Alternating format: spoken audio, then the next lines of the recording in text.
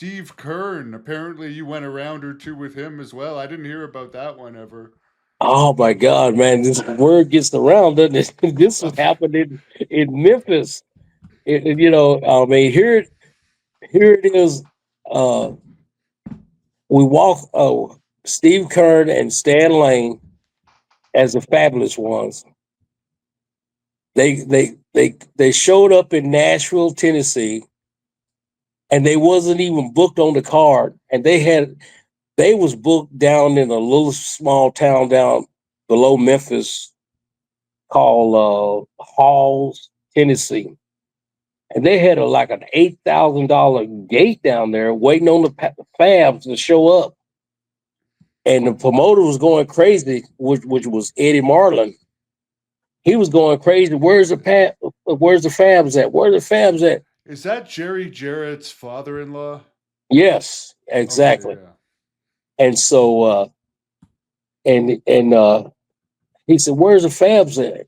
And the Fabs was in Nashville messing with me. So when Steve Keirn walked in, there was Bill Dundee, and there was Bill Dundee and Ricky Morton and Paul Morton, Ricky's dad, and they was all. And I just noticed Dundee was like white as a ghost, man. I'm talking about. I never seen he used to spit tobacco, but this time here he was just going back and forth, just spitting and spitting and spitting in this can, and he was I guess was all nervous, I guess. And when the Fabs came in, of course, I was already there. I sat down over in a chair, and Steve Keirn came over and said, "Koko, come here a minute. Can I talk to you for a minute?" And I said, "Sure." He said, "Who give you the right to go out there and dance and play your music and all that stuff?" And I told him, said, "Steve, Jerry Lawler is the booker.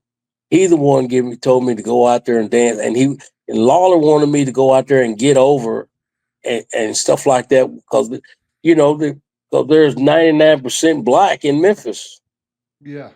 and so You were Lawler, over like crazy in Memphis too. Bill Dundee told me himself when I interviewed him how big a right? star you were there. Oh yeah, yeah, and that's what happened. And Steve was just saying, and Steve, I went over to the shower.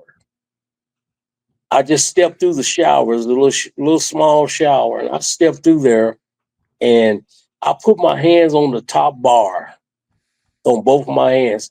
I put them over the top bar, and I turned around, and I was just leaning, listening to what Kern had to say and all that stuff. And so Steve Kern said, when he was talking, I said, Steve, I'm not doing nothing if without Lawler and them telling me.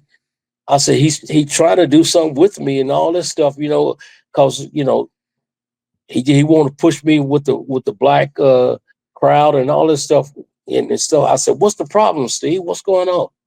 And Steve said, "Oh no, there ain't no problem. There ain't no problem." He said, "I just wanted to know. I just wanted to know." I said, "Oh, okay."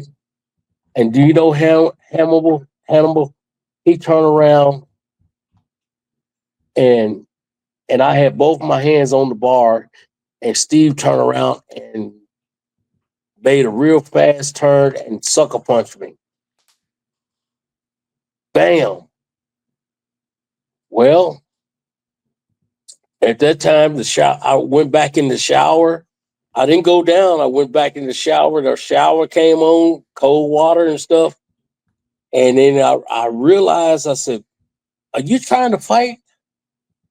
Are you trying to fight me?" I said, "Steve, wait a minute. No, no, heck no."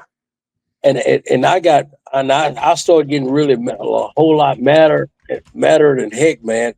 And I just started uh, wearing got on Steve and then Ricky Morton, all of them want to pull me off of Steve and all this stuff, So and that's really it was about the size of it. but I did get the best. I did get a shot in, and I did, I did what I was supposed to do. I got his attention.